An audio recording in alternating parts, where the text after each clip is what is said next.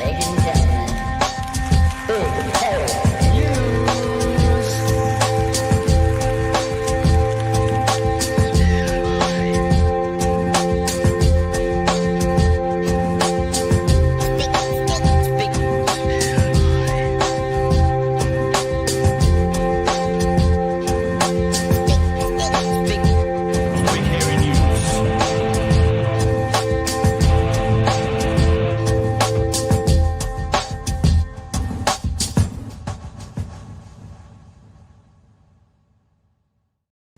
Hey, kia ora koutou e te whānau. Welcome back to another edition of Big Hairy News with slightly hairy Paul, the other one, Barlow. Are you big hairy or slightly hairy?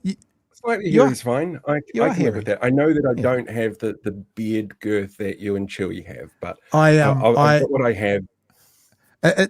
I regret the name almost every single day because it's got nothing to do with hair. It's got nothing to do with beards, but you know, we've sort of grown into it, so to speak. I saw a video actually today on TikTok of some dude who was talking about a picture that he had drawn and something like that, and he had this big glorious beard with his microphone plugged into it, like clipped onto it. Oh, that was like his lapel was his beard. It was his lapel was the beard, and I'm just like, I don't know if I'd feel comfortable doing that, but unique way to do it. Okay, whānau. So Paul is back with us tonight. I think officially Chewy is back in the country. The Chewmeister is not in the building, but in the country, in the borders. He's back from the UK. We've heard word. I believe he gets back to Dunedin tomorrow. But as we've said, HR made a very prudent decision that someone back from the UK for 3 weeks needs a couple of extra nights. So we expect to see him next Monday. When I was talking to him before he left, he said, "Oh, no, I might pop in, I might not." It's like, no, there's no pressure, no expectation. Don't anyone else expect it. Chewy will be back with us from next week. Someone who is back, though, we should actually just, because people will like this, you watch the chat already. There you go, whānau. We've got something up and running again. Oi, you awake? Hey. Oh, geez. Oh, the eye is just like, what there now? Yeah, sorry. There you go, in the chat already. I told you, whānau, there was a broken camera for a while. It's back now, so I've set it back up for tonight. We'll see how long that she's in the studio for, although I'm home by myself pretty much tonight, not quite. And she hasn't got her friends, i.e. my children, here to play with tonight. So, Paul, we all know you. I feel like we don't really, we normally do this guest host thing. We go, now, Paul, tell us about you and what you do. We know what you do. Friend of the show, basically do what we do. Paul, the other one, Barlow. And at some stage during the show tonight, I definitely want to touch into your expertise, your area of research at the moment around local body elections, and certainly the red flags, if we've got anything to talk about around that as well. I'm going to have a bit of a chat about Kash Patel tonight and his illegal gift to this government. I've got a theory, and that this government's breaking laws every day of the week. So why would Kash Patel know that they wouldn't want an illegal gift? You know, if you're going to give it to a group who are breaking laws all the time, and I've got an example of that, then why would he know anything to do with that? So we're going to have a chat about that, local body elections. Also, we might have a look, which we haven't talked about much this week, is since the Charlie Kirk shooting in America, and since the conservative American right has tried to sow a seed, which was the violence on the left, and since that happened and I put out a tweet that said, out of interest, what happens to the current conversation around Charlie Kirk and shooters when the next 3 examples of political violence in the US are committed by people on the right? Where does the conversation go then? Yeah, we might have some follow-up to that tonight. Not necessarily a massive focus on it, but, you know, last weekend, 6 mass shootings in the States. Yeah, so just another weekend. So all of that and more going on as well. Now, we're about to get Debbie Ngarewa-Packer into the studio. So I will remember to say it to you right now. Happy to take your chats and super chats.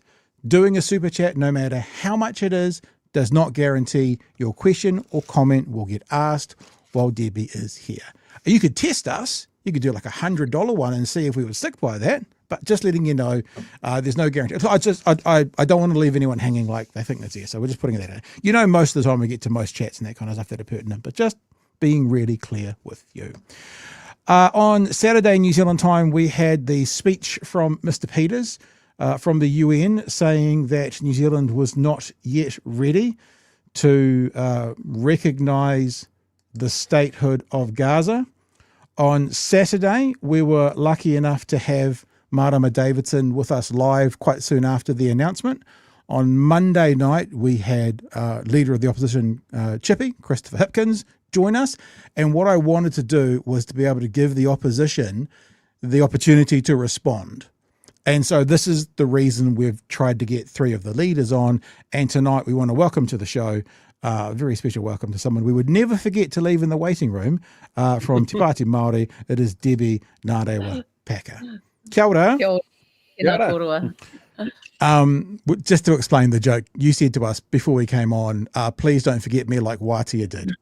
Yeah. Exactly How long do they forget you for, out of interest? The whole show. The whole show. I'm just unforgettable. Yeah. And then sort of rang up a couple of days. Hey, do you want to be on our show? And I'm like, is this like I'm still on. You should have said 2 days later. I'm still on hold on the other line. I'm still waiting. That's what you should have said. Hey, I noticed you guys have got props behind you. My nephew just launched his book yesterday, so sorry, I've got to jump on the bandwagon, and it's bring it up. Absolutely. Bring it closer. Show it to us. Let us see it. Look, we'll even do this. Say there. We'll even do this. There we go. The Last Living Cannibal. Yeah. What's it about? Yeah, what's it about? Actually, he's grasped our history in Taranaki around Te Tokowaru era and made it into a novel around a character in 1940 who's crafted off actually our dad and our kukos, and we can see ourselves in parts of the book. He's brilliant. His 3rd book in 3 years. So thank you for letting me do that. No, absolutely. The auntie really wants him. Yeah, the bill's in the mail. We charge. We have a very high rate for our advertising here, Deb. So the bill will be in the mail. Yeah, no, he's my claim to slightly cheaper than the thank you for platform for inviting the me. weather forecast. Sorry, what was that, Paul? I said the rate here for advertising is slightly cheaper than the platform for the weather forecast. How would you know what the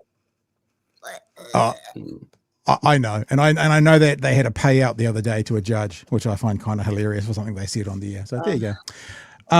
Let's do this, right? Let's do this. We did this with Chippy, but just to get everyone on the same page, let us play 90 seconds, the last 90 seconds. As I said to Chippy on Monday night, there was like 14 minutes of filler and justification, and then there was like 90 seconds of all that really, when I say mattered, meaning the only substance, the only thing people were waiting for was the last 90 seconds. Let's just have a look at it quickly together, just so we know where we're at with the Winston Peters / New Zealand government / officially, unfortunately, on the world scene, New Zealand position when it comes to the recognition of the statehood of Palestine. And then, like over 150 countries before it, New Zealand's recognition of Palestinian statehood now would serve as little more than an existential act of defiance against an unalterable state of affairs. We are not ready to make that gesture. Rather, the New Zealand government believes that it has one opportunity to recognise Palestine. I did kind of hope he was going to go into an Eminem bar there. Just one shot. When you've only got one shot, that's what I was hoping. Palestinian statehood, and it would make better sense to do so when conditions offer greater prospects for peace and negotiation than at present. With a war raging, Hamas still in place, and no clarity on next steps, we do not think that time is now. So there you go, Deb. It's pretty cut and dry what they're saying and what they want to put out there. So you can just response. The response is yours. You can have the talking stick for whatever you want. Oh, yeah, cool. Thank you. I mean, first of all, he said it in his very first, 10, 15 seconds, the gesture. This was always going to be about the gesture. And, what we have is the government has, and it's completely seen this as a gesture, having a state as some sort of dry diplomatic act. And it's actually deeply symbolic. It's deeply part of acknowledging a state which includes humanity, dignity, the right for a people to exist on equal footing with everyone else. And I think what this government, and we're not surprised, but hugely disappointed and grossly embarrassed by the fact that he separates state recognition, and this whole this whole gesture does, from human recognition. And I think that's what we all wanted. For Māori, and other Indigenous people, this just hugely resonates, because the recognition of tino rangatiratanga isn't just about borders, geographics. It's actually about affirming mana and affirming the existence and the humanity of a people. And colonization has taught us that when you deny sovereignty, it's actually to deny humanity. And that's what we all witnessed. And I think if anyone else wants to say it any different, is that we have a government that when a people was at its absolute lowest and the most desperate humans can ever be, in an international community, this twat of a minister and an absolute gross idiots of a government have decided that self-determination, the recognition of these humans of Palestine as humans, don't exist. That's what we all witnessed. A little side note about the word twat. Obviously, we would agree with you, but coming from a politician, I'm interested as well, because, in fact, I'm sorry, I'm going to throw you under the bus a little bit, Deb. I was texting with Deb on Sunday, and she said, "Oh, hopefully I'll have got over all my swearing by then." And I texted back, "No, you can come and swear on our show. That's fine." It's the internet. You're allowed to swear. You and Marama at the last election at the leaders' debate were kind of treating Winston quite nice. Mātua, high-fiving each other. It was. I'm not saying it wasn't combative because you were trying to win, but it was friendly. Do you feel at all different around him now because of this, or is it just that's Winston being Winston? I mean, first of all, when you're we were being smart, to be honest. Just even calling him Mātua was not done in a respectful way. It was done in he's a kaumātua. And I think it was more about recognizing the fact that, as a woman, we were having this mātua in the room. So, yeah, I don't know if it was respectful. I certainly wasn't feeling it towards him based on some of their policy kōrero. But I think the question of do I see him the same as what we saw beforehand?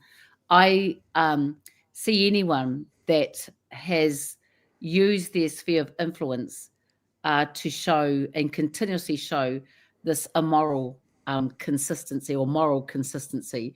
I absolutely see them low, about as low as I see Shane Jones trying to mine our seabed. And I think, that's, I can't unsee that. I can't unhear what went down in front of the world. Everyone else gets out when the Israel Prime Minister, whose name I refuse to say, stands up. And I was just sitting there like this, like, I'm up next. I'm up. His whole language, the tone of his language is like he's sitting at the races. There's just I mean, I felt like I was watching the what's that dude, the emperor with no clothes on, and he's just trying to overstate his comment, overstate his presence, overstate. I'm just like, Mātua, you're in front of the whole world, and you just took the moral level, the moral compass of Aotearoa down the lowest we could ever be. You are a country made up of our own Indigenous people in tangata whenua.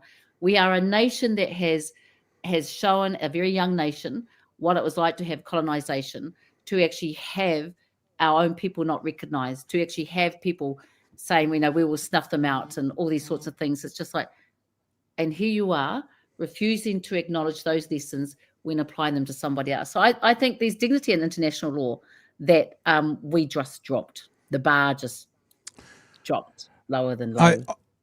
Two little things, and I'll throw to Paul. First, as a comment, I also liked how, I think it was John J. Campbell said to the Prime Minister on Monday morning, by going by your rationale, Ukraine doesn't fit in with the criteria for recognising statehood. So are we going to de-recognise Ukraine, which I thought was a brilliant point. But the other thing I wanted to know, and you've kind of just touched on it, being Māori, being tangata whenua, do you think this hits harder And are you more impacted by this than some blimmin' rodeo clown like me who kind of sees the world in a different way? I think, I mean, we're all descendants of the Tiriti here in Aotearoa. Me as tangata whenua, you as tangata Tiriti. I think we all are intertwined in the trauma of colonisation. Sure, my ancestors felt it and lost everything, but we're actually all part of the de-traumatising and trying to make this country the best it can bloody be. And having learnt those experiences, your role to de-traumatise and to not repeat that as one nation onto another is just as important as my feels. And so I think I don't want to assume that my pain is any less than another person who's a mama who's watching the babies or who's a husband watching the wife. I think, you know, humanity for all of us and seeing it, the degradation of it as we're seeing now is really important for all of us. But what I will say is, as a survivor of colonisation, and you know, and the Taranaki Tribunal report has said survivors of Holocaust, I absolutely empathise with the fact that we have the opportunity to help alleviate and add to those who are fighting against settlers and the settler colonial mentality. And it's not a war. I mean, it's disproportionately not a war. I get so annoyed when I hear people say, "Oh, we'll let the Hamas hostages go." Okay, absolutely. 22 versus 11, 12,000 that are detained, that are held without any trial. Like, that's just the disproportionate killing and murdering, and the way that things are going are just absolutely something that this country should have understood. And so it's really, really hard when Winston's taken a stance that reflects that traditional Westernized caution and colonization, to actually see him any different. And I think for many of us in international law and global practice, that we need to be more humane in conflict. And I think, you know, the conditions, I think he put about 6 reasons why, you know, what was the word he used? The viable reasons that we can't support them. There really is a precondition for peace is actually to remember what we had come from. And I think a precondition for peace is to see everyone equally as humans. Yeah. And No, that's very what- true. Yeah. Paul, jump in, sir. So I'm kind of curious about a couple of comments that people have flipped me on the topic, going, one of the reasons that Winston can't stand up in front of the United Nations and say, look, this is horrible, and we see the Palestinians as a country and give them statehood, is because it would mean he would need to acknowledge colonization itself, which is something that this government is not particularly good at doing. I'm really curious to get your perspective on that kind of parallel between, you know, what we're doing on the world stage as a country versus what they're doing on a national stage as the coalition in charge of making all the decisions. Yeah, and I think that's, thanks, Paul. I think that's actually what it comes down to, is that why would a government, and I've seen lots of comments because I put out a pretty hearty video, and I never make apologies. It's my platform. It's actually how I connect and express myself. And one of the things I had come back is that, you know, why did we expect him to be, and this government to be, any more humane when they deny inequities, which comes about because of colonisation? They've done everything they can do to end the peace here between us in race relations and rights and interests. And I think, you know, I guess you just hope that we're going to behave better away from home. You just hope that how cruel you are at home is going to be dropped, you know, when other people are there, you know, being ruthlessly slaughtered and displaced and, you know, deliberately starved. And, you know, it just, I guess that's probably the real pit in my puku, is that there was just no way that we were going to be able to see any resolve and a position for Aotearoa to have at least hold our heads with a little bit of pride that you may get it wrong at home, but surely you're going to get it right for others. So, and I think it's that right wing, you know, the whole Atlas, I don't say this enough, the way that everything's been grabbed, the reliance on the media, the reliance on America, the reliance on the, the relationship, security relationship, the whole FBI coming into Wellington. It just mirrors, sadly, that we are just another state of the US, which is just another state of Israel. And let's just call it what it is. This government has defaulted our mana, our tino rangatiratanga, our identity, and that's what we saw play out on Saturday. I have no hope for this government, which is why it's got to be one term, whānau, one term. Seriously, it's got to be one term. We're all going to have cracks. We're a party with growing pains, everyone, but we've all got to do everything we can do to make this a one-term government, and you've got to trust in those that have a heart for our country, because I don't believe. I mean, so when I put my post up, we got bots galore, and it's just hilarious because they only bot on Facebook because that's only the age group only know how to go on Facebook. They don't bot on all the others. But I guess what it showed us is that they actually have to engineer a system and pay a system to take us all on.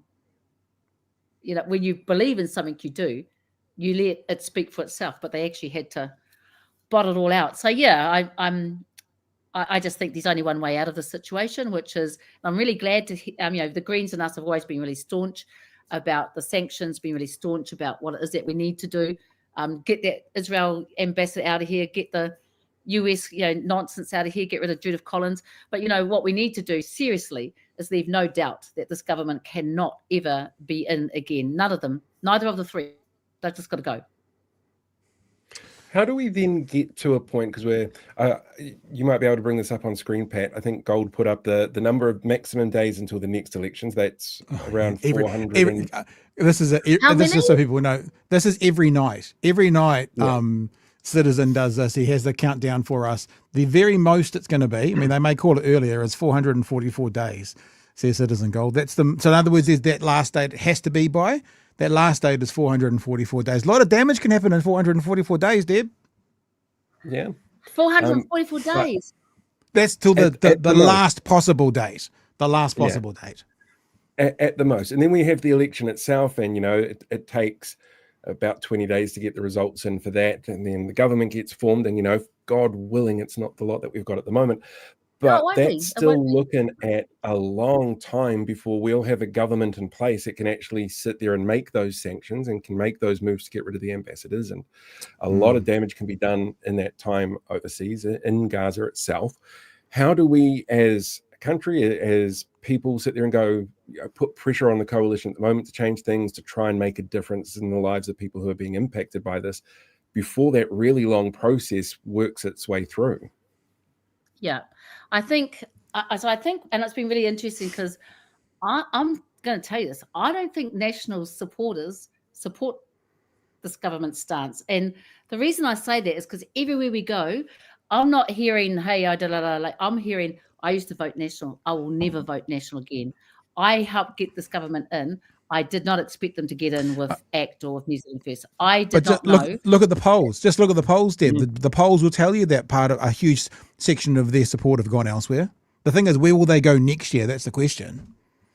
Yeah, that's right. And I think the first thing that we have to do is just remember that this is a humanity crisis, and the solutions for us and what we need to do is about all those connections, not just in here, outside of here. That's how, remember when New Zealand, I think it might have been national, sat with apartheid. And I think this is what we should be doing, is that we need to make sure that we are doing everything we can alongside other allies. We just have to. We have to be able to support and fight for the protection of, for example, what we see going on with the flotilla. I don't think, everything's got to come from within us to stop what's going on with our government. I think the way that we're doing this is that we have to be continuously aware and alert of what it is that we do to help this. And I think that is, again, the power of the people. I want to give you all the solutions, but the way that we've seen this humanitarian crisis and this open-air prison is about the way that we look after each other, the way that we continue to have and support those who put themselves on the front line, the way that we continue to bring about pressure on those who are either standing in local government, regional government, as we're doing at the moment. They've all been questioned. And I think the way that we continuously bring shame and highlight the way that this government's doing. But it is really I mean, it is really frightening. There's only 6 more people that we need to support Chloe's sanction bill. Just 6 more politicians. That's all we need. And I think those have to be looked at, not just inside the House, but the wider context of what we do in a humanitarian ally situation. And it's not going to happen from in Parliament, but seriously, not while we've been run by a whole bunch of Zionists. It's just not. And I think you guys are really important and part of that picture, people like yourselves. Thank you for that. I mentioned this the other night, and what you're talking about and getting involved, is the quote that I mention every now and again that Chloe said at Waitangi, which is, if you don't do politics, politics will do you. So get involved or else get run over. And whether it's internationally, like we're looking at right now, the flotilla live heading towards Gaza, or whether it's your local body election, which we're going to talk to Paul about a bit later in the show. If you don't do politics, politics will do you. Paul and the mess that they're doing there. I spoke to Rana and Samuel, and I mean, he's 18 and a half. These are our ones from Aotearoa, and he's 18 and a half. We did karakia, and they've been singing Te Aroha and things like that. And I just kept thinking, look, you mess of a people that are ruining our nation and our whanaungatanga with each other. Our babies are out here cleaning up your mess and doing everything they can. And I'm so proud and also so worried. And what it is that's going on there at the moment. But I think it's just really important that we continuously think and rethink and come together for what it is that we do next. That's what I've seen been going on in the entire time that we've had to have this layer of the battle in freeing Palestine. It's just amazing commitment, and it's so sad. Now I think it's been great. Lately we've heard Labour come really strong out, and I think we needed to have that. And I think again the left bloc are really consolidating and getting strong on that messaging of what it is that we will do. And I think we have to be really clear. We've got to get in. It's the only way we're going to end this. And I wish I'd have a snap election and make it earlier, because we just come out of a by-election. No, not really. Next year is going to be both fascinating to observe and incredibly important to get involved in for the whole year. I think we're thinking about kind of starting again at Waitangi is probably the plan at the moment, and that's probably going to be the kickoff for us, I think. Well, we'll see. Not quite there yet, but we're just trying to organise some things. Paul, I sent you a text. Did you get that text? Just in case you didn't see it? Just now? Yeah, just read the text. It's a message from me to you. A little quick question about the Winston Peters thing as well. He didn't seem to be really completely corpus mentis when he was delivering that speech. I don't want to, I'm not trying to talk about, I'm not being ageist, but over 150 countries before it. Who says 150? 150? I mean, how's Winston going when it comes to, being, I'm actually asking a genuine question. I'm not trying to take the piss, but not being as sharp as he was.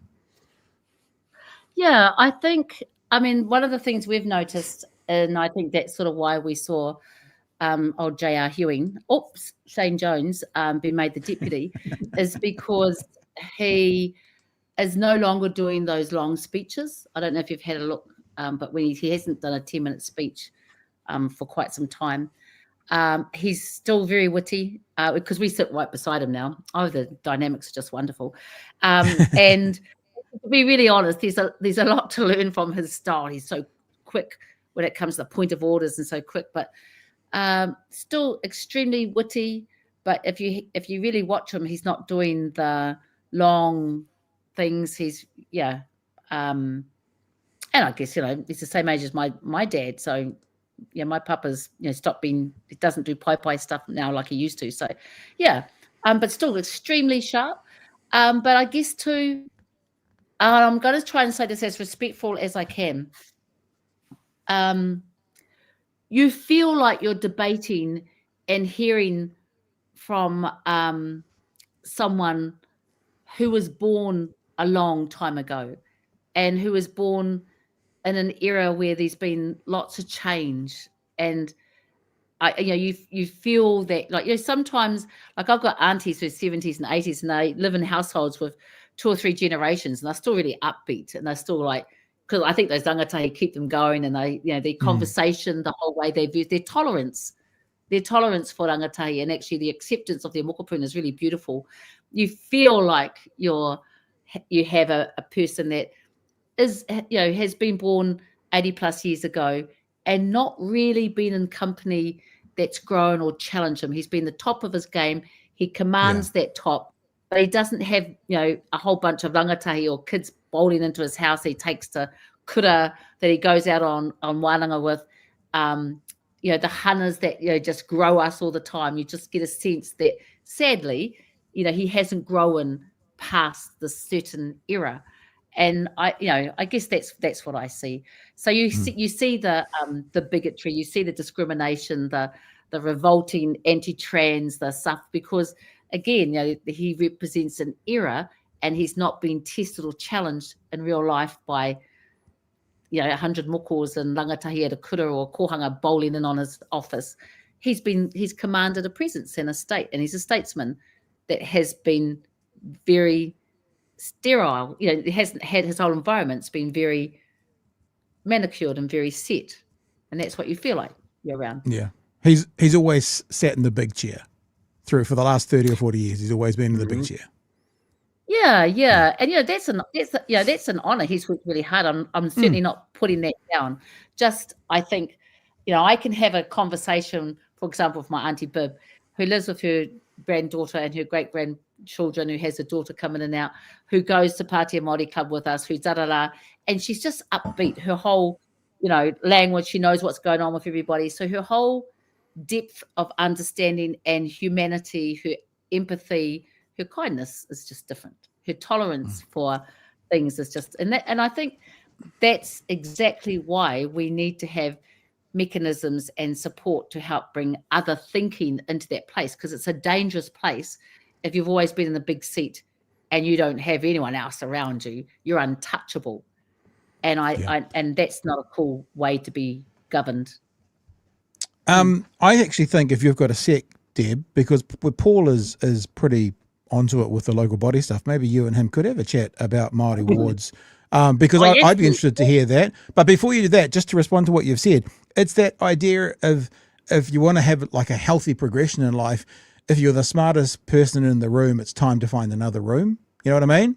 And then if you're the smartest person in that room, it's really healthy to find another room so you can learn and grow and that sort of thing. But Paul, I have a view. We learn until the day we pass, and then continue. And I think, I guess it's just how static your mind is and your growth. So you can be really great at something if that's all you're in, but I want to be great at lots of things. So anyway. So if that's okay, Paul, I'd like to throw you the ball and see if you've got we won't keep Deb for too much longer because she's given us a lot of time already, which is lovely. But if you've got a question or something around the local body, this would be a great time. Yeah, well, first of all, have you voted yet? No. Oh, Paul. And actually, Paul. No. I've got my orange envelopes over there, and they're actually waiting for me. And I'm going to tell you why I haven't voted. I'm not making excuses, but so they want me to do a video of when I vote. And then I've got to do this, and I've got to do this reel, and I've got to do all these things. I think, why can't I just go and chuck it in? So it's, it's a bit of that. And so tomorrow there's a bit of a reel being made that Fire Deb's voted. And it's really embarrassing because my daughter's standing here for local community board, and she's like, Mum, have you voted for me yet? Mum, have you voted for me yet? I'm thinking, okay. So my staff are back to do the reel, the video tomorrow. So that's why. Geez, that was Perfect. That was a really long. You really caught me out, Paul. Well, see, for me, voted? that's a really big thing, though, because it is because it's a postal ballot election. It's old-fashioned. The system doesn't work anymore. It needs to be upgraded, and a lot of people are in the same boat. I'm going to get to it at some stage. And to be fair, my voting forms are also sitting on the table because I've been doing the research on Tamaki and going. Me too. Yeah, so I'm as guilty of it as everybody else in this conversation. But I want to just sort of remember and remind people that, first of all, you can still vote. You've got a week to be able to get things into the post for it to get back to be counted. 7th of October. Māori wards, 7 days for the postal service, but you can do drop-offs and stuff like that right up until lunchtime on the 11th. when it comes to Māori wards, I sat through and watched the select committee process on this. It was overwhelmingly against doing what the government has done and forcing this referendum onto councils. The people that I've spoken to on councils are livid because, this is an extra expense. This isn't something that they felt they needed to do. There seems to be no mandate for it. And now they're up against places like Hobson's Pledge doing the whole stealing people's images and going anti-Māori wards. You've got people who are running in these wards who are really specifically having to battle against, please give me a job. Also, please make sure I've still got a job next election to run for, because that seems to be falling on them. I'm really curious to get your perspective as the leader of Te Pāti Māori about the whole thing, to be honest, because it feels like a mess, like it's been rushed through to me. Yeah, I think thanks for that. At least I can answer that question. So what I have seen, and we've been really complaining in my electorate, there are 3 that haven't been included, 1 in Taitonga, Opotiki, and around in Ikaroa-Rāwhiti. Anyway, long story short, the whole process of having physical pamphlets and having to drop them in has meant that you're extremely reliant on everything getting into those booklets and pamphlets or voting forms. And in Māori wards, for example, we've had a whole of the Māori ward councillors be missed out. Some of them who were successful in Nelson and Manawatu have been missed out. But the problem is that they're needed to be in there so that those who are doing the referendum, because they remember that's what's on at the moment, are able to see, there are these people in these seats, and I know that person, so therefore they may actually support a referendum. And what we've seen, and I've put in tons of we had questions in the House to the ministers. I've put in tons of written questions, and actually Ken Mea last night and a group of our electorate issued and have put in the district high court in Wanganui papers to actually say there should be an injunction to stop this referendum. If people are missing, it's actually not a valid process. Something's wrong, and they should be reviewing it before they go and do any more. And I think those are some of the things that we're seeing are going to make this process flawed. They've made it difficult for people to be able to understand. And I think there's a real apathy before some of those electorates that actually those wards that aren't even voting. Because it's, it should be electronic, for goodness sake. But even then, there's an assumption that people can go in during working hours, or that they have fuel to go in. And some councils have been absolutely dynamic and doing all sorts of weird dances and TikTok things to try and get the the voting rate up. But a lot have done nothing. So I think the inconsistencies, government put the referendum on the regions, on the councils, and it's been up to them on top of running a process with a minimal budget to sort of try and make it work. Something as important as our referendum for Māori wards should have had a hell of a lot more investment. There should have been a hell of a lot more promotion at a national level coming out of central government. And I feel real aroha for those candidates who are not only just going out to try and say, vote me, they have to also sell and make it understandable and relatable to their community what Māori wards are and deal with the referendum. It's been a really atrocious process, and it's been manakied and looked after with a lot of great candidates' goodwill, with a lot of iwi, with a lot of amazing tangata tariti who are supporting the wards and the way that they've gotten all out there. Andrew Judd's been championing some massive movement to counteract the slobs and plodgers. But I think those are things that shouldn't have to happen. There should be equity and equality applied in anything that is so important to us as a nation, and it's just been an absolute train wreck. So yeah. I just see a comment here. Got your tan this week. Yeah, that's really interesting that you guys believe. It's like, leave me alone. I may be white, but I'm not. It's just like, and I think that's what we're sort of seeing, is this attitude that people are getting more.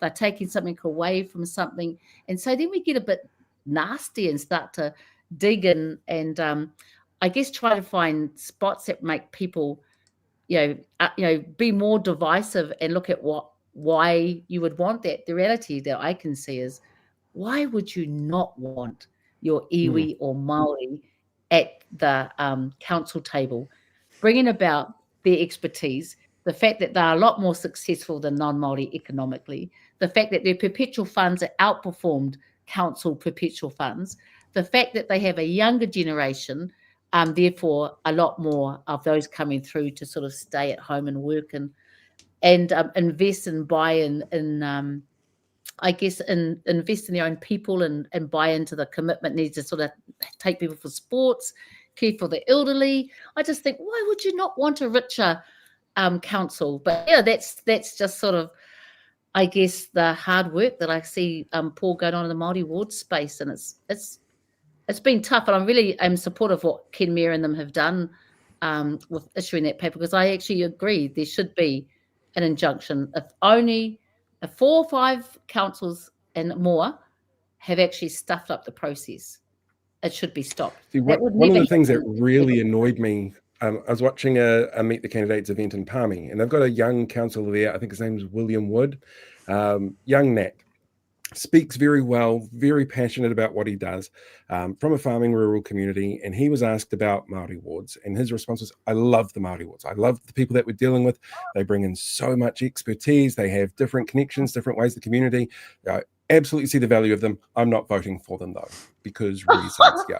Why? And it's so frustrating to see that kind of like rigid camp that they feel that they have to be in sometimes, because it's just not something that they feel they should vote for. It just it's bizarre. It made speech. Every MP did a mihi. Nearly every MP, new MP, did a mihi. But when it came to the reo, when it came to Māori wards, when it came to actually giving, Wairua giving substance to that Māori language that they used in their maiden speech, doesn't apply. It's just. And I think Hannah has a really good saying, like Māori are globally hot, locally not. I keep repeating it because I think this government has really brought that to life. But we just got to keep harmonising and keep focused on the strength of unity and what it is that we can do together. And it's not easy, and I think that's what they sort of count on. Like we kept sort of saying, and we saw this during the by-election with Orene, is that our people have had all of our people, by the way, have the submissions out, the select committee out, they are activation out, they have had to sit there and I mean, whoever thought we'd have to be fighting for Māori, for disabled, for woman equity, for our reo, for our land, for our taiao, and whoever thought that we would have to have so many battles going on. So then when it's come into the Māori wards, as that sort of eases into the end of a very long, hard year. I mean, if we lost an MP, we had the longest bloody suspension. Everyone goes, you guys got issues into Pāti Māori? I think, you think, like, who hasn't? And I think, I think this is what we've got to be okay about saying, is that not every community is up to mobilising for another thing when they've had to mobilise and deal with so much else on the ground, including surviving. So, we just have to keep going. And I think it's about another 7-8 days to try and push everyone to vote, and us three get our bloody envelopes in. Hey, Deb, you've been far more generous than you needed to be with your time. We appreciate you jumping in. Are you okay for one question from the chat? Yeah, of course. There's actually 2. The first is just a comment from Spiderhoof. Spiderhoof just wanted to say, kia ora, Deb, as always. Love you, mahi and korero. And can't wait to support you in Te Pāti Māori for your 2026 win. So that was just a message. But Tiffany's got a question. Tiffany says, Debbie, I whakapapa to whenua kura. I want to know what Te Pāti Māori will do if the moderates of Labour kowtow to Luxon and go bipartisan on exploration off our whenua. Surely a coalition would be a matine? Matine, that means sick, doesn't it? Or dead? Am I right? Yeah, so a coalition wouldn't work. Tēnā koe whanaunga. I'd say Ngā Rauru is your iwi, and possibly when I couldn't turi your hapu. Whenua Kura, actually, his marae are one of the staunchest that have been opposed to seabed mining, still have their billboard up as you drive past. I think the question is what would we do if Chippy goes into the whole exploration space with Luxon? Is that what the question was? Yeah. So if they walked across the aisle and supported it to, I can't imagine they'd do that, but if they did. Yeah, it's really hard to know. I mean, this is what I know we would do. And I know our whole thinking for next year is the significance, and I get that people are spooked out by us. The significance of the Greens and Te Pāti Māori working together is that we are the only two that oppose seabed mining. We are the only two that have been really open about our views on exploration and our views on renewable energy and our views on renewable energy that's owned by community, that's equitable for whole communities. And I think, some of these things are things that would be big bottom lines for us. They are, and we must move away from this extractive energy. I like you, when I live in Taranaki, and one of the best things that Jacinda did when she was in government is actually bring an end to new permits. It's a finite source. It's going to freaking end. And I don't care what Shane Jones says when he goes, mining, it's going to end. What we should have been doing years ago is investing what the alternative energy supply, an equitable energy supply would look like and where it would come from. So those are things that we want to shout from the top of the hills and insist. I think that's why Labour needs to have the likes of us, because we're probably collectively more left than the left. But again, it is about having everything lined up, and there were opportunities to do that. This government has taken us back, and some of the repeal that we would want to do in the first 100 days is actually exactly that, and being able to identify where it is that our iwi and our communities have said, don't do this. Our courts, also off Whenua Kura, just so you're aware, Korua, is unprecedented wins that have happened in the Supreme Court to actually agree with us that nothing should be off that coast. So that's what we would bring back to life. And I've actually got a bill drafted to ban seabed mining. And I was disappointed when Labour didn't support my member's bill. I've always said that to Chippy. And I think that's why they need us, us and Te Pāti Kakariki in government with them, so that we can push them up. Cool. And out. Hey, thanks, Debbie. Thanks so much for joining us tonight. I appreciate your thoughts. Appreciate your views. Should we just have one more quick look at the flotilla before you take off to make sure we know that they're still? They're still. I can't see any kind of GPS or anything on it, but they're still floating. I don't mean to sound, that's not a flippant thing to say. I'm like, it's good. They're still floating. Yeah. So this is a live shot. Yeah, and if people want to check this out, just go to YouTube. Closest I've ever gotten. Is that what you guys think? Yeah, I'm not sure, but it's on YouTube right now. Live global sunburn flotilla nears high risk zone off Gaza coast. So, Debbie, thank you for joining us tonight. All the best, and we'll talk to you again sometime soon. Will you kick me out, because I don't know how to get out? I'll kick you out. See you, bye. Boom. Yeah. Kicked. I say straight away an apology to the chats we didn't get to, but I've said it at the start. Paul, this would be a time for reflection. Would you like to share anything from the conversation you just heard? Anything you'd like to? This is my first ever long-form chat with Debbie. I've had a couple of messages on social, so this was actually something really interesting for me, because she has such a unique perspective that she brings in. She's in such a unique position in Parliament that it's always really cool to hear what her views are and what she brings to the table. And she's absolutely spot on about winning. He is always going to go down in history as a statesman for this country. He has done a lot of work as an MP, and nobody can take that away from him. Yep. But there's a point where you need to sit there and go, you know what, I'm in my 80s. I want to go and sit back on the deck and go fishing and leave everything else to everyone else. And that doesn't seem to be something he's very good at. And you can see him fading and losing his energy as he goes. But I also think he gets a bit frustrated in the position at the moment, because he's contending with David a lot of the time for that attention space. We actually saw really early in the coalition that you'd have, Winston would do something outrageous, David would do something outrageous, and they'd be fighting week on week to get those headlines. So yeah, it's disappointing what we saw in the UN, but when you sit down and you see how Winston delivered it, that was an extra different level of disappointing for me. Yeah. Very quickly, I want to address some things going on in the chat so people know what's going on. I'm not sure whether anyone's been zapped tonight, but always when we have a high-profile left-leaning political figure on, we get the crunchies.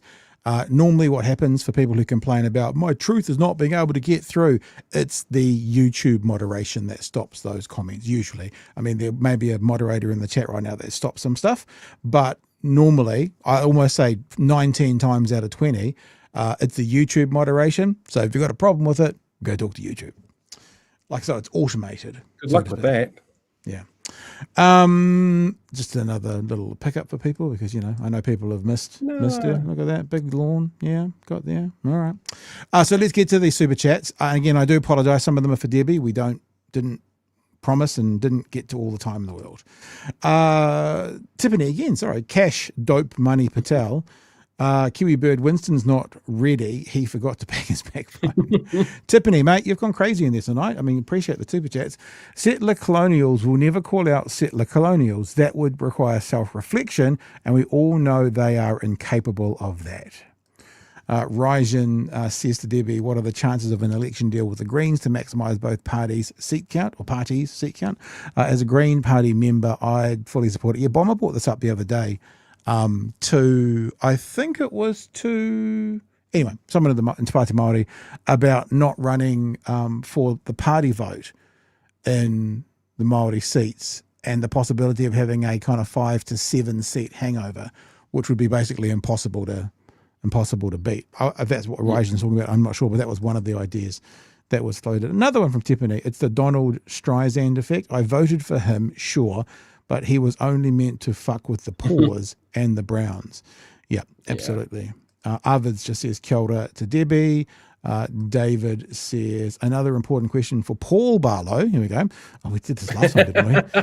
Who would win in a fight between Scarlet Witch and Willow from Buffy the Vampire Slayer? Well, Willow was my generation, Willow was everybody's kind of crush. So, yeah.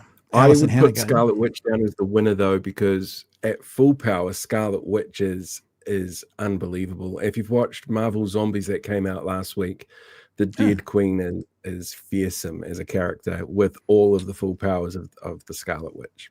What if Willow had a crossover and she had her flute at the same time? She had a crossover with American Pie and, two characters. Would it make any difference? It would be a hell of a mashup. Yeah, there we go. And finally, Tiffany, again, mate. Thanks for that, Pat. It was good to hear the cousin speak. Yep, all good. Now, we normally do this at the start of the show, but you'll appreciate we had a guest on, so we didn't do it. Paul, can you show us your cup? I noticed you're drinking from a Paul Barlow cup. Is that right? And knocking over the coaster. Yeah. Paul, the other one.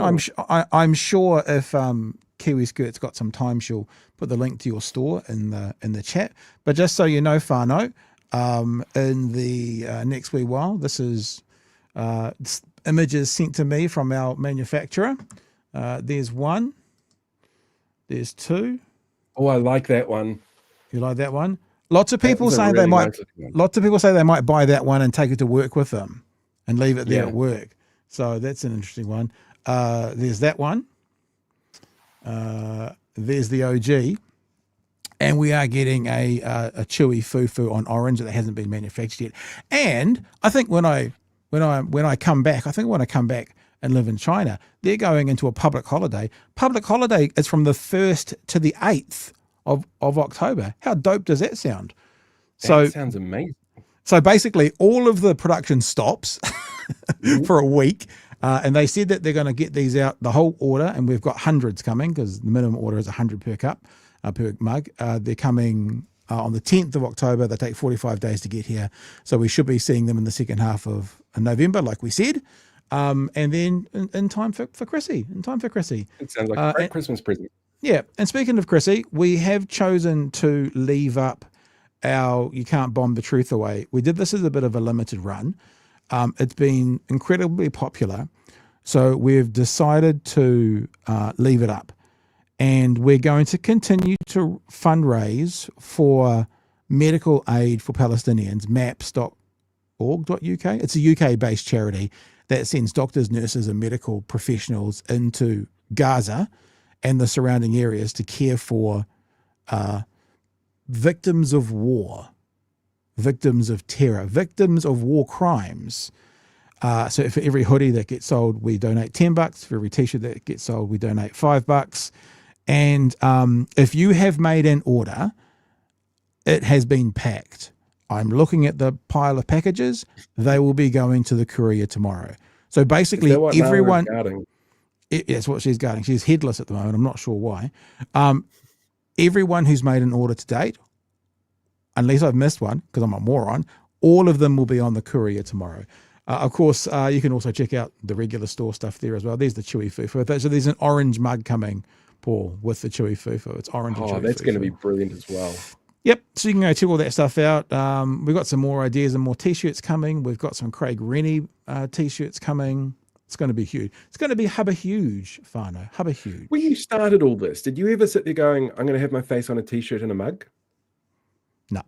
That's weird, bro. Yeah. It's weird. And like when we're at Waitangi, occasionally you do see them around. I mean, we're comparatively speaking, we're still quite small. But, they were floating around Waitangi when we were up there, and it's weird seeing someone walking with your face back towards you. It's a strange thing. Of course, the other thing that people are waiting for, and will we do this before Christmas? I think we probably will do this for Christmas. I'm now padding because I'm trying to find the image, is that we have official imagery of the dogs as well. So we are going to have, Chewy's dog is Ilva. Oh, is that it? Oh, there we go. Found it. Look at me, eh? Just like I bought one. Oh, come on, open up now. Chewy's dog is Ilva. My dog is Nala. And we are going to be having merch with the dogs as well. So that's probably going to be coming out by Christmas time. And we might do like a BHN with the dogs. I think Emily's got a cat. Maybe we should get Emily's cat in there as well. And my dog's head up here. It's because, as you can see, she's lost her head down on the imagery. I'm not sure why, but that's where it's gone.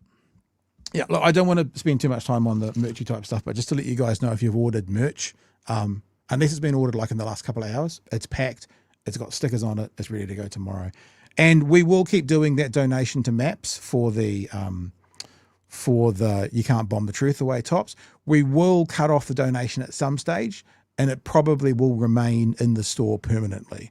But for now, if you want to get on board and make sure that part of your purchase goes as a donation, it's a good time to pick one up. Right, Paul. Debs is great, eh? Yeah. Really great. Absolutely. Question for the whānau. I've got to get rid of the dog now because we're talking about business. When we talk about business, it's business time. When it's business time, there's no dogs. Is this the only photo New Zealand has of Kash Patel? Like, is this the only photo? Because you go to One News and the story tonight, it's the same photo. You go to the actual news from the Associated Press. There's the news item, and the background is the same photo. Let's have a look at the story. It's very quick. It's only about 60 seconds as to what's happened with Kash Patel. Remember, one of the leading lawmakers, not lawmakers, but law enforcers, one of the people at the pointy end of making sure people don't break the law in America. It's been revealed the FBI Director gifted Kiwi officials 3D printed guns, which are illegal to possess here. Kash Patel was in the country in July to open the FBI's first standalone office in New Zealand. Police Commissioner Richard Chambers says he and other officials were given inoperable plastic 3D printed replica pistols. But analysis from the Firearms Safety Authority and Police Armoury found that modifications could have made the guns operational. They've now been destroyed. So the leader of the FBI, the director of the FBI, came to New Zealand, a place, especially with handguns, that is pretty much doesn't have them. Mm-hmm. It's still a bit of a shock when you see a police officer, for me at least, with one on their hip. Pretty much they're not really around. And thought, I know what I'll take that little country at the bottom of the world. Some handguns. Now, can I just also say, even if they were legal, even if you allowed them, what the fuck are you doing giving a handgun as a gift, a mock handgun as a gift? What are you trying to say other than, oh, by the way, speaking of red flags, all we care about is guns in this country? I've got something else I want to say on the back of it, because I'm going to give him one piece of grace, which is he is dealing with the government who was okay with breaking the law anyway. So maybe he just went, I'm okay to give them something illegal. But your first thoughts, Paul?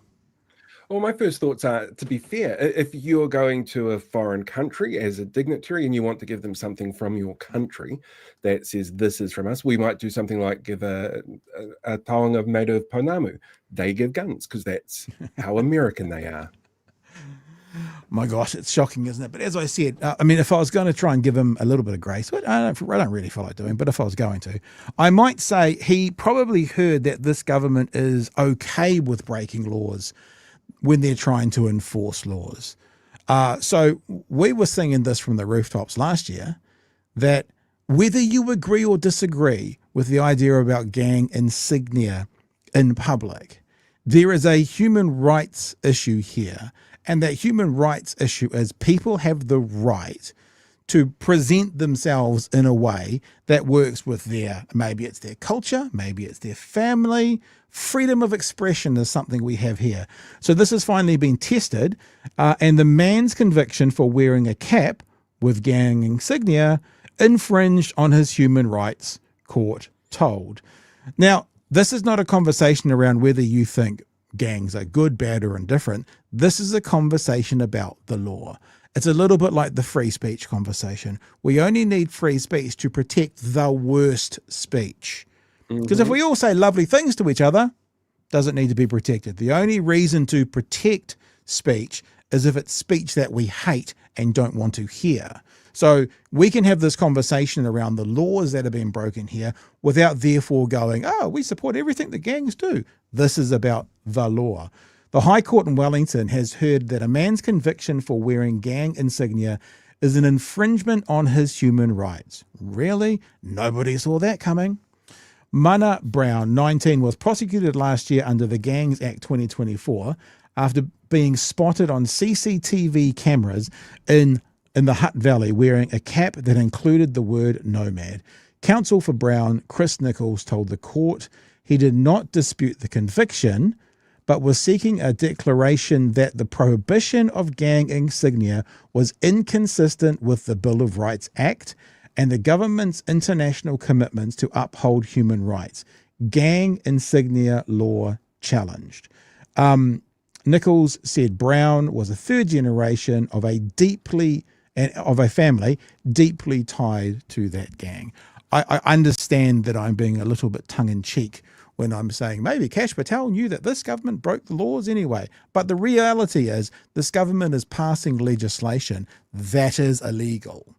That is deemed a breach of human rights. When you breach human rights, that is illegal.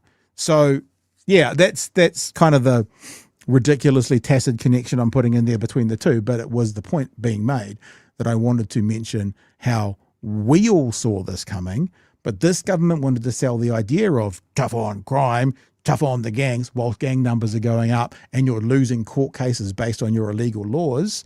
And I just thought, maybe it's time. You know, I don't like being one of those, I told you so people, but sometimes it might be appropriate for a few people out there to hear, yeah, we saw this coming.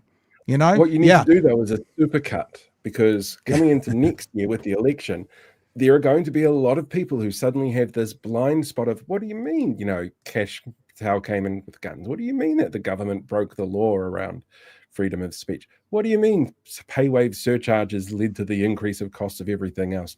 They're going to need reminding constantly. Yeah, it's ridiculous. Oh, look at that. Gareth just ordered a t-shirt. My watch just told me. Good on you, Gareth. Very, very good, Peter. Cash converters. Hat tip. Yeah. We bow to you. Converting the guns, Mr. We bow to your comedic brilliance. Right, now, we want to talk about local bodies. I don't have anything really on it because you're sort of the expert. You had a bit of a chat with Debbie about it. I want to talk a little bit about it's not going to be a big focus. I know there's going to be some people on chat going, "Oh, Pat likes to talk about American crap." I do want to talk about some American crap tonight, but for a short while. But before we do that, Paul, tell us things about local body elections. Where are we at? So it depends where you live, actually, as to where we're at. So Okay. we're in the middle of the return process. Everybody who is old enough to vote should have their voting forms by now. And if not, they need to reach out to their local council, check out their website to find out how they can cast a special vote, because everybody should vote. We've got some places like the Bay of Plenty, for example, that their numbers are well up on what we saw last election, which is amazing. We've got some places like Kirikiriroa Hamilton, where it's about the same as last time, maybe a little bit higher, and they had a record low turnout last time. So we want to drive those numbers up. And we've got some places which are falling well behind at the moment as well. They're mostly rural areas, and that might just be because rural delivery times take a while to get back to the office to be counted. So Gotcha. the main drive is to make sure people vote and get out there and have their say. It's really hard for anybody on an elected position to go, yeah, I've got a mandate, when they're put in there by 30% of the population, is what it boils down to. And we've got some really shitty people running, who have a really dedicated follower base, and they will definitely go out and vote. But the more people who vote for other people, the less likely those shitty people are to get in. So the aim at the moment is just to drive up voter bases and make sure people feel confident in voting and finding the right candidates, which means doing a bit of research, which I know people don't like because those booklets are terrible that they send out if they've got everybody's information in it. So that's pretty much where we're at, trying to get people to vote. There are several, I mean, you're one of these people, but there are several people, I always forget the name of the guy in Dunedin, who bring out like quite detailed write-ups of who the candidate, like beyond the booklet. And I guess there's things also to be aware of, if it's pink, it's probably stink. It's an ACT Party candidate, perhaps. And obviously, Voices for Fuckwits, is that what they're called? Still called that? Yeah, Voices for Fascism, something like that. Who last election were like, keep it secret. They're out there now as well. Are there any particularly egregious candidates standing at the moment that you kind of go, if we were going to make a poster child for the worst possible candidate, it would be...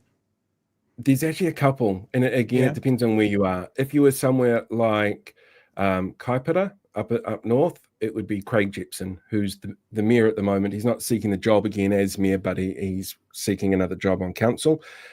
He is incredibly anti-Māori with everything. He's down the rabbit hole when it comes to conspiracy theories. He is a part of Voices for Freedom as well. He signed a letter to the Prime Minister going, we should never enter a World Health Organization pandemic treaty, because did you see how bad the pandemic was managed last time? A whole bunch of stuff there. If you're in anywhere really that's got a ticket, seems to be really bad at the moment as well. So you've got places like, I think it's Westward, which is out west in Tamaki. That's got a couple of Voices for Freedom members in there, including a regional coordinator. In the Waikato, you've got Better Hamilton and Better Waipa, and they're both organised by a Hamilton councillor called Andrew Bidder. He was the one that made headlines for calling one of the mayors the R word, an ableist slur. So he set up his own ticket, and they include a convicted serial fraud offender, who won't apologize, in his own words, perversely proud of what he did, and Voices for Freedom's loudest locals. And a woman who came up and screamed at me in the street when I was visiting my parents a couple of weeks ago, where I bought that pillow, actually, and then told Andrea Vance and Charlie Mitchell, who wrote that story that came out in the Sunday Star Times, that everything that they're reporting on is my fault, which is absolutely weird. You've got Better Wellington and Independent together down in Porniki. You've got Independent Citizens running in Dunedin. Christchurch. So yeah, like there's, if it's a crowd, is it Better for Waimak? Together for Waimak? That's a really bad one. That's got the guy who ran for New Zealand First, who made headlines for screaming about how they were going to bury Māori. He's running in that group. So good. There are some really horrible people out there running. And the problem is, Whānau, I know you guys probably know this, but there's a difference between knowing it and then actioning it, is the reason that any of these people have a sniff, right, is that not enough people participate. Because even it depends where you're elected. If you got to list your candidates 1 to 6 or whatever it is, if they've got 8 if you've got 8, 10, 12 councillors, you don't need very many votes to be number 12 or number 11 or number 10. And the only way to protect your local council to hopefully get the best qualified quality people, even if they're on the other side of the political spectrum from you, is to participate. The way to get the people who still think that we've all been microchipped because we got vaccinated, or that anyone who has a heart murmur, for the next 15 years is going to be because of the vaccine. The way to keep those people out is to participate. And one other question. I liken it to a teaspoon of salt in water. You know, if you've put a teaspoon of salt into a shot glass, that's going to be really salty. But we know that there's a finite number of these people out there who support these more extreme groups. So if you were to take that teaspoon that's their dedicated group that are going to vote, and you put it into a bucket of water, your saltiness is obviously going to go down. You still got the same amount of salt, but it's overwhelmed by everything else. And by having more voters get out there and have their say, they're less likely to get somebody like that onto their councils. One more question about this, because of course the documentary that you made, Fabricated Consent, going very well. Everyone should have watched that. But answer this question, and the answer to this question is going to be, how does this person find out? So if you have done it, how do you direct them to your stuff? Because they just want to know, any an Ashburton? So with the work you have done on the areas you have done, how can people then go check out what to look out for in their area? So this is where it gets kind of confusing, because every area is different, and I'm one person and I haven't been able to clone myself yet. So I haven't been able to cover all the areas. If you go to my website, paultheotherone.com/LG25, local government 25, you'll find a list of all the councils on there, and everywhere that's got a video that I've done so far, there's stuff up there, for example. So what was that council that they just mentioned? Ashburton? Which council does that fall into? Say again? Which council was that came up on the comments? Yeah, Ashburton. Okay, so in Ashburton, for example, I've got one person on my list here. That is Dolph Van Amersfoort, who stood for the New Nation Party in the 2023 election. He posts anti-vaccine, homophobic and climate change denial content. He's now backing New Zealand First through the New Nation Party on his Facebook page. He's on Telegram.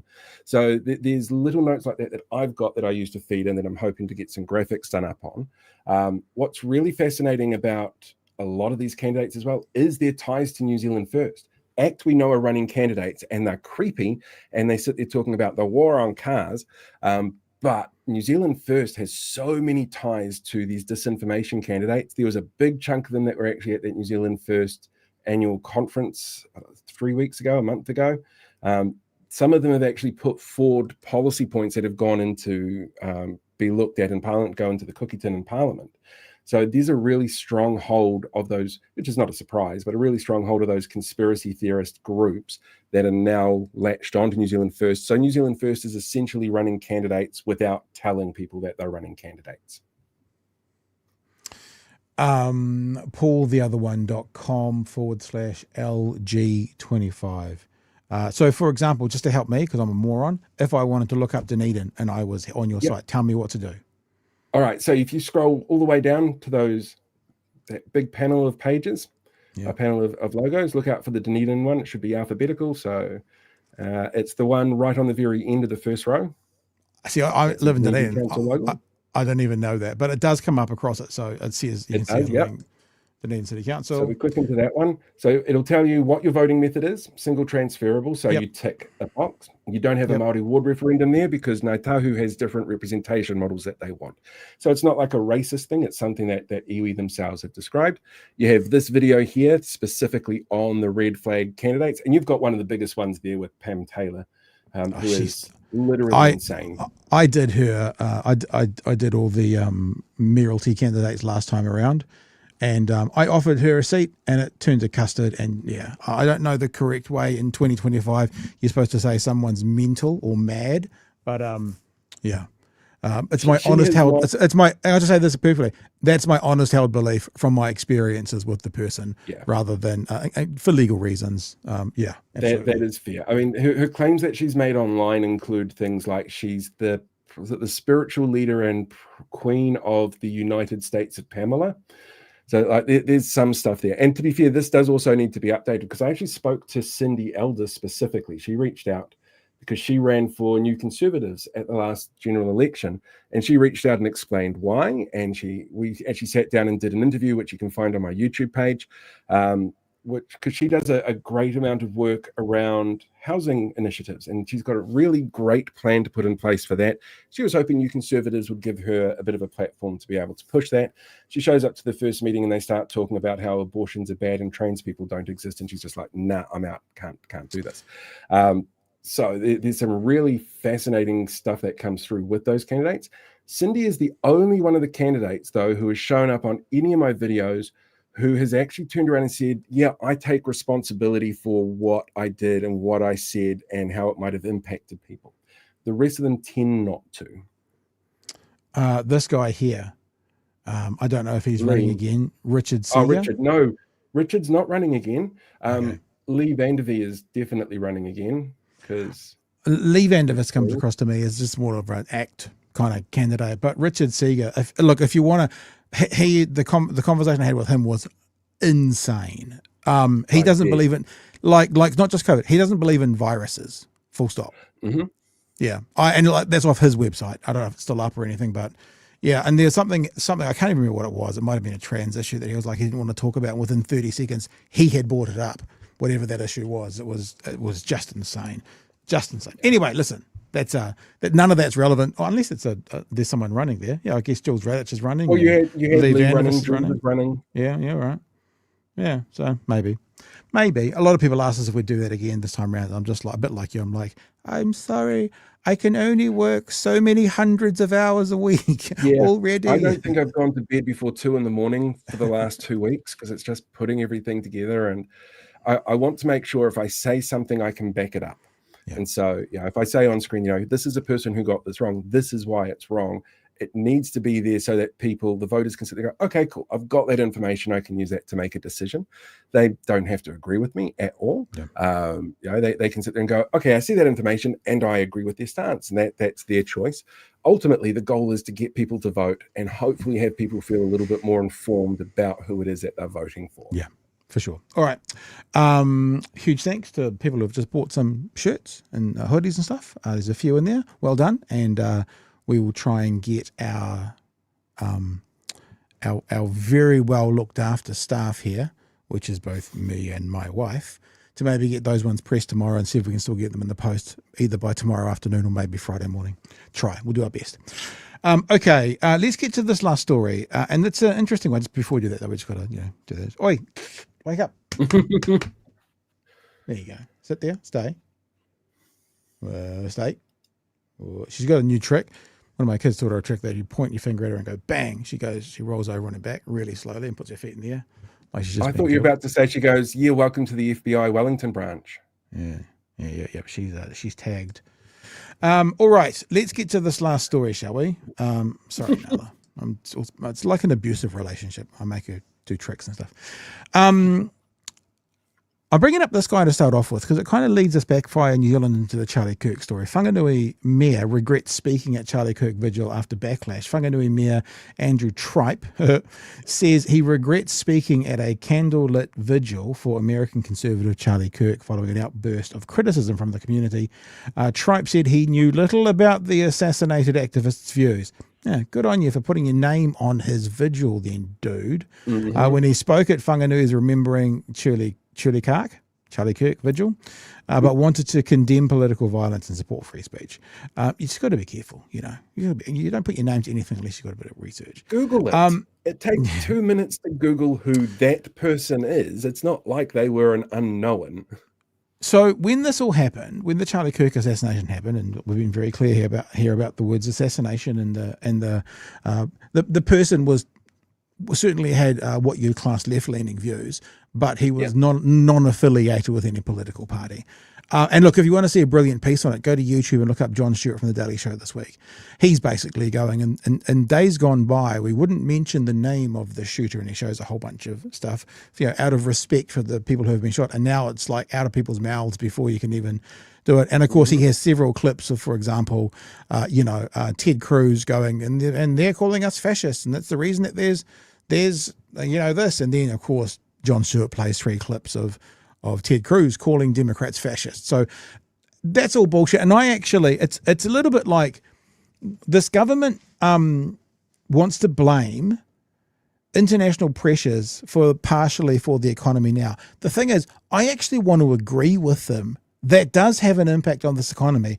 But because they wouldn't let the last government talk about international pressures from COVID as part of the reason, then I'm sorry, you just don't get credit. It does feel a bit the same with this. Because after the Charlie Kirk assassination, the right wing, in America in particular, but certainly flow through the world, with one voice, the left are doing this. Why is the left committing this violence? Why is the left doing this? Even though all the research anywhere, any reputable place says 75% of political violence in America comes from the right.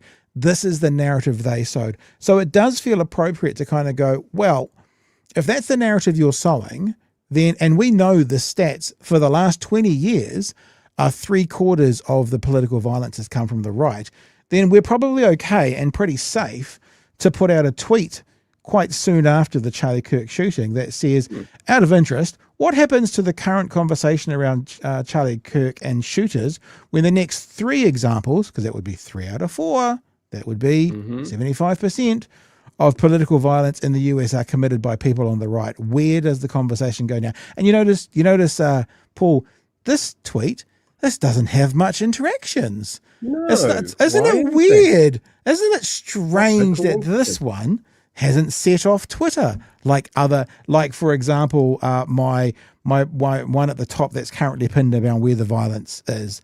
That's had a lot more engagement for some reason. So there was this horrific shooting in the weekend of a Mormon church. And it's really weird, but after Charlie Kirk, there's been all this conversation by those on the right talking about shooters and shooting and guns and the left, and they're really quiet about this one. And in fact, they're doing things like saying, Carolyn Levy and the White House have been saying things like, we just have to wait. We have to see what's happening. And, we don't want to rush into things. Whereas Kash fucking Patel, within an hour of Charlie Kirk's assassination, was tweeting out who had done the crime when there was no evidence for it. But now we should really take our time. Now, the thing is, Paul, I agree with that. But it is strange that they have changed their perspective on this shooter. When you can argue, yes, Charlie Kirk was a much bigger name, but this person killed many more people. So this is a much more serious crime. And of course, what came out quite quickly after that was the affiliations with the shooter and Trump. Now, I'll say it again. I don't actually think political affiliations mean anything. But when the right is saying, even though all the evidence is contrary to this, when they are saying that the left is let's quote Elon Musk, the left is the party of murder, the left is the party of violence, people like Stephen Crowder and others, the left are hunting us, then it's appropriate to go, hang on, let's look at the stats. The very next significant shooting after this, this is his front yard, I think, off Google Street Views. This is a Trump sign attached to his fence. There is also conversations where, what is the thing that is said? There's a T-shirt that he's wearing out there that some people have said is not true, it's fake, which is fine. Happy to accept it. Here's his truck. Now, whilst the truck doesn't say, "Oh, g'day, got me some Trump," 2 Americans flags hanging out the back, could make for some a case to be set. And then I don't often do this, Paul. I'd be interested to know if you do this in your research, but I use Google AI. So I did a search, right? And then I clicked on Google. Now you've got this AI mode. And this is what it said about Thomas Jacob Sanford, who's the shooter. He is the shooter too. There's no, because he's dead. News reports citing public records indicate that Thomas Jacob Sanford was not a registered member of any political party, But he had been linked to support for Donald Trump through social media and campaign sign displays at his home. Sanford was identified as the suspect in a September 2025 shooting and a fire. Of course, he set the place on fire as well. At the Church of Jesus Christ of Latter-day Saints, etc. Campaign sign, a Google Street View image from June 2025 shows a Trump-Vance sign on the fence. Social media post. In 2019, Facebook photo, Sanford seen wearing a T-shirt with the slogan, Trump 2020, make liberals cry. Some people are questioning that. So let's just put that one to the side, right? Fair enough. Petitions. This is interesting. A political consultant reported that Sanford signed petitions for conservative causes, including efforts to repeal the Michigan governor's pandemic emergency powers and to restrict abortions. Red flags? Red flags, Paul?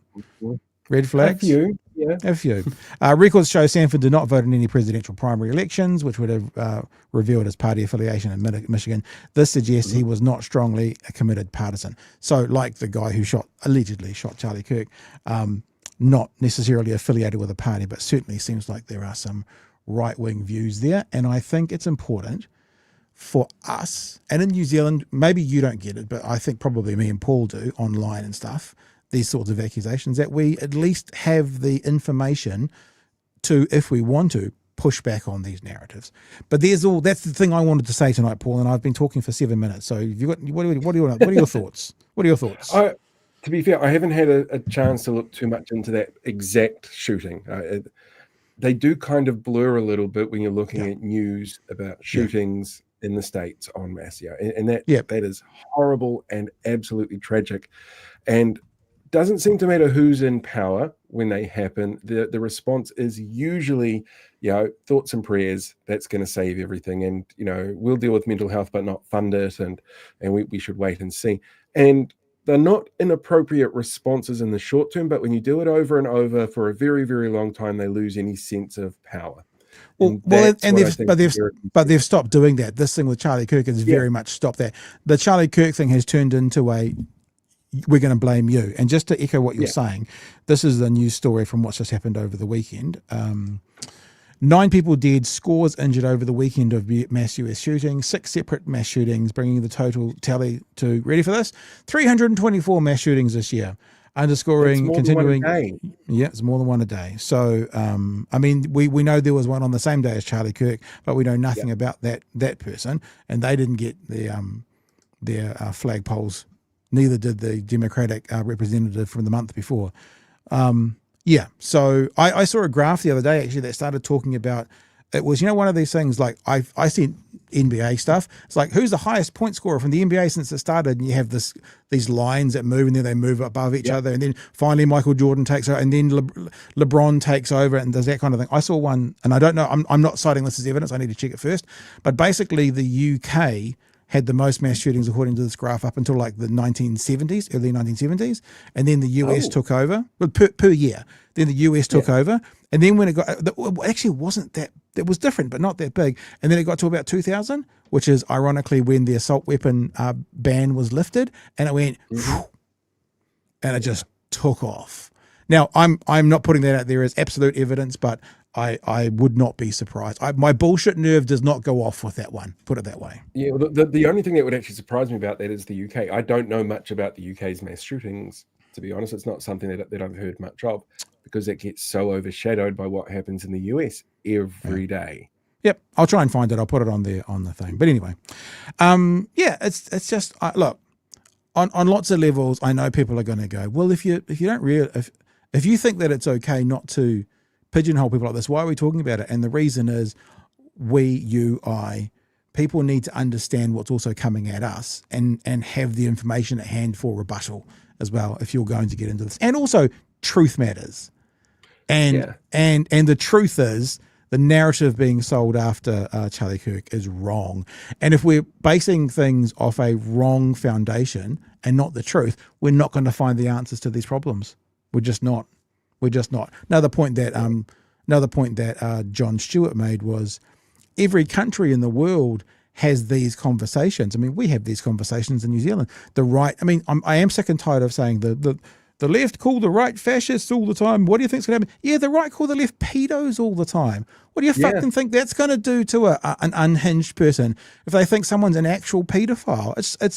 But the thing is, these conversations happen, and these horrible conversations happen in every country, but there's only one country that sees this kind of violence, and it's the US, and that's one of the points he was making.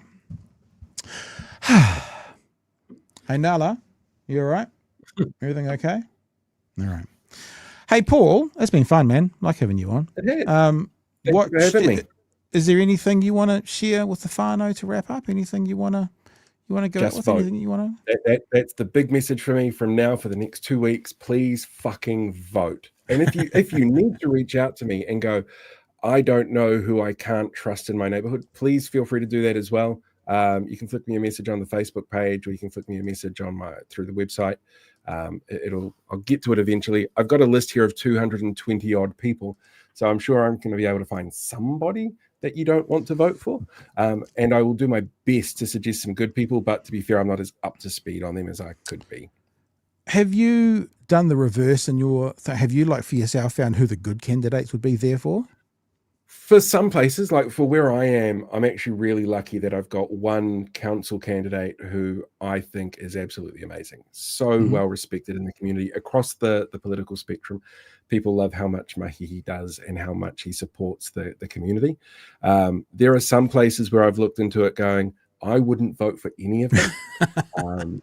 Personally, and I do have to also recognize my own bias. Like, I know I lean to the left. If I'm looking for something in the middle of the King Country, I know I'm not looking at a whole bunch of left-leaning people there.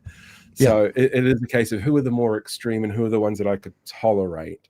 But there are some good candidates around the place, and I do have those again on the YouTube page. There's some interviews that I've done with candidates from all over the country. There's Cindy was one of them, actually, the one that I spoke to in Dunedin. There's people like Sarah Templeton, who's running for Mayor of Christchurch, Lou Hutt, who's running for council in Hamilton, Dr. Will Flavel, who's running out west for one of the community boards, Tori, I think, is one of them on there as well. So yeah, there are some good candidates where we sit down, we do long form chats about what their vision actually is, because that to me is the big difference. When you're talking to a right wing candidate who's all there wrapped up in conspiracies and anger, it's about potholes and speed bumps and short term cosmetic stuff. And when you're talking to a left leaning candidate, it tends to be more about long term thinking and the vision for the place that they call home. And so that is a really tough thing for people to decide, because you might sit there going, oh, my city has so much debt and the rates have gone up, I need a fiscally conservative person. Or you might sit there going, what's the potential that we can unlock? So yeah, it's not an easy job sometimes.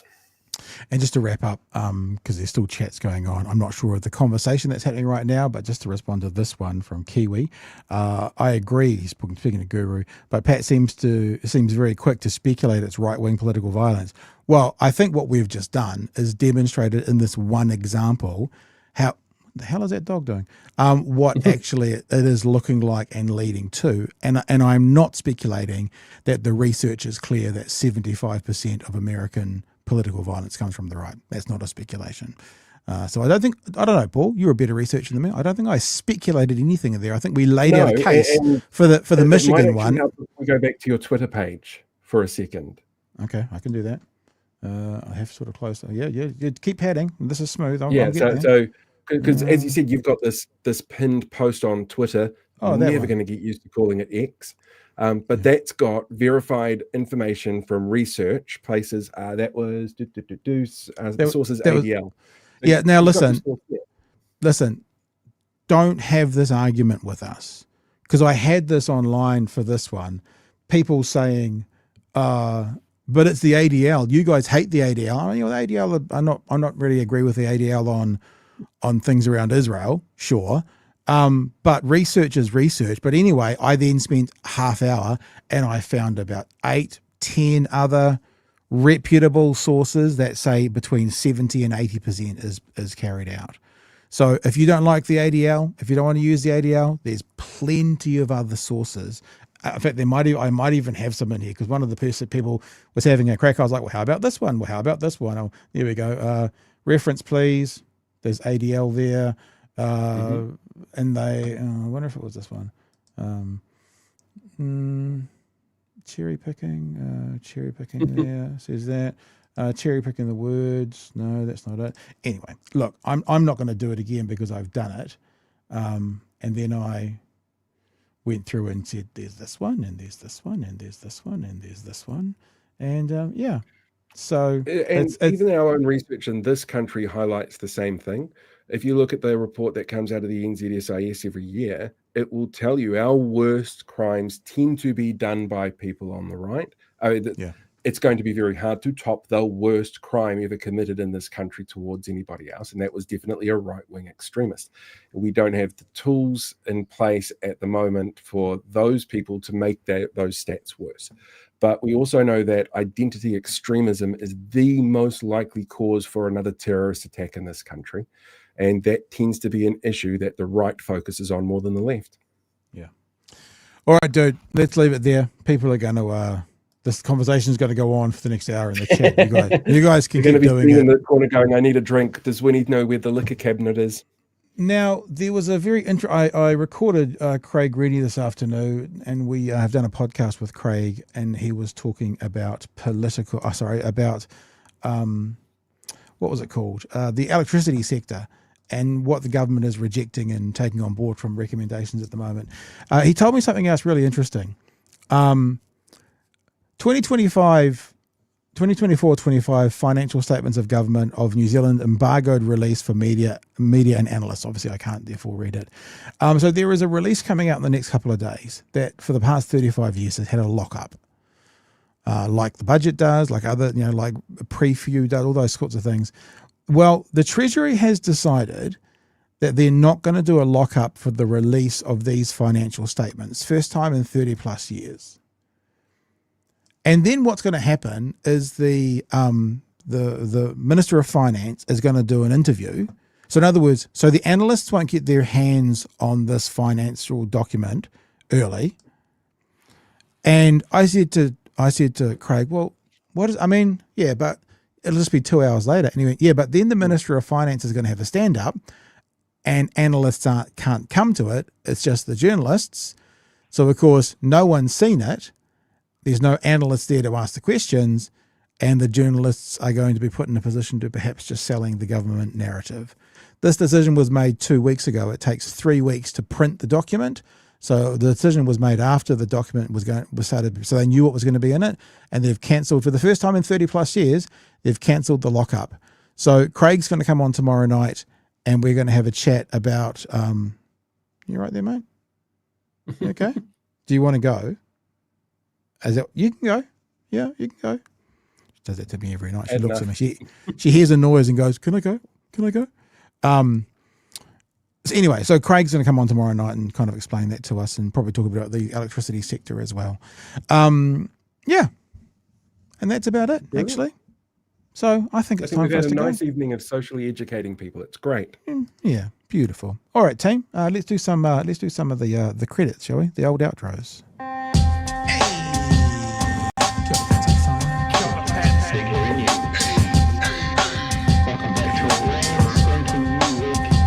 Settle a debate, whether it be thoughtful or funny, even if we're all creatures of hate.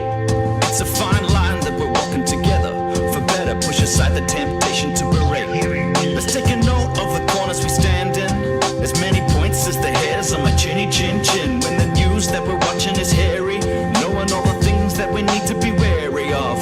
Like the rich have the hand out for rewards, while the many have to work out what they can't afford. And the rest of us ain't paying attention, or maybe have questions we're too worried to mention. Other media is still dwelling on trivial facts, vetting peas from the rice and the mice from the rats, and picking and choosing a warpath to run, linking ourselves with the hill to die on. It's gotta come down to a welcoming vibe, with an A and a self and a higher in mind. All heavily either this way or that, and we'll be analyzed by what Chewie and Pat. With the evil in the world trying to mess with your head, and you're sitting on the couch, you're thinking chivalry's dead. Each night, 2 nights, they're gonna sing you to bed. It's Big Hairy News. Tomorrow night, the last of our guest hosts, Tommy D, is going to be joining us from Twitter. Twitter, from TikTok. Young people don't use Twitter. TikTok. He's going to be amazing. He is so on to it. Yep, he'll be joining us tomorrow night. And again, huge thanks to you, Paul. And we obviously still want to stay in touch within the next week, because we want to keep talking about local body election. And as you said, vote, vote, vote. So thanks, dude. Vote. And, I'm going to go and fill we'll out the talk. form straight after we finish. There you go. And we will talk to you soon, eh? All right, Paul. We'll catch you, Paul. All right, whānau. Hooroo! Deal.